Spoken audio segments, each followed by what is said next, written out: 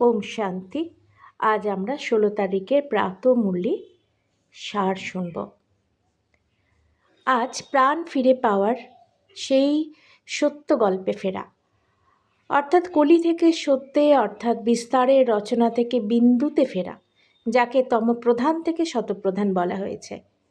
যে দুনিয়ার কাহিনী তা বাইরে নয়, জ্ঞানে চলা প্রত্যেকের জন্য। নাটক তো বাইরে চলে, তাই যতক্ষণ এই রহস্য বোঝা না সম্ভব হচ্ছে ততক্ষণ অন্তর্মনে ফেরা যায় না। সত্যের সন্ধান পেলেই মনের মহাভারত শেষ এবং সত্যের দুনিয়া শুরু। এভাবেই সমুদ্রের ভেতর থেকে লুকোনো রহস্য ভেদ হয়। সত্য সদাগুপ্ত, কিন্তু অসত্য প্রকট, তাই সত্যতে থাকাই হলো শ্রীমত। কোথায় ভ্রষ্টাচার? সে তো শুধু নাটকে মাত্র, আর সত্যতে তো সকলে শ্রেষ্ঠাচারী। নর যেদিন এভাবে জেগে ওঠেন তিনি হয়ে ওঠেন নারায়ণ। নর চরিত্রে বাস করে, তাই চরিত্রকে মারতে তার ভয় হয়। ভারত কখন হয় অমৃতপুরী? যখন চরিত্র থেকে বার হয়। এই অমরপুরী যিনি থাকেন তিনি ভারত বা অমৃতপুরী। মানুষ নিজেকে না চিনলে পরমাত্মাকে কিভাবে চিনবে?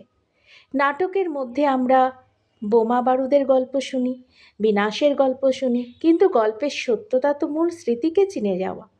চরিত্রে বাস করতে করতে যখন মহাভারতের যুদ্ধ চলে, তখনই আবার রাজযোগের বিষয় আমাদের শেখা চলে।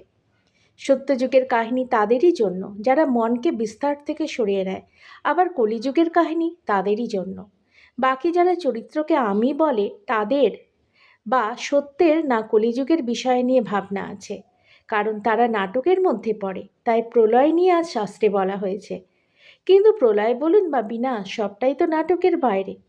যিনি যাবেন শুধু তার জন্য, তাই জন্য তৃতীয় নেত্রের এই কাহিনীও আমরা শুনি। ভক্তিতে নাটকের ভেতরে শিব থেকে শুরু করে দেবী দেবতার কাহিনী সেভাবেই চলে। জ্ঞান হলো নাটকের বাইরে নিজেকে চেনার মধ্যে, যেখানে মনের উচ্চস্থিতিতে ভগবানের বাস। নাটকের বাইরে যাওয়া পুরনো দুনিয়ার বিলাস। তাই জ্ঞান অর্থাৎ সত্যকে জানাই আমাদের মূল বিষয়। ওম শান্তি।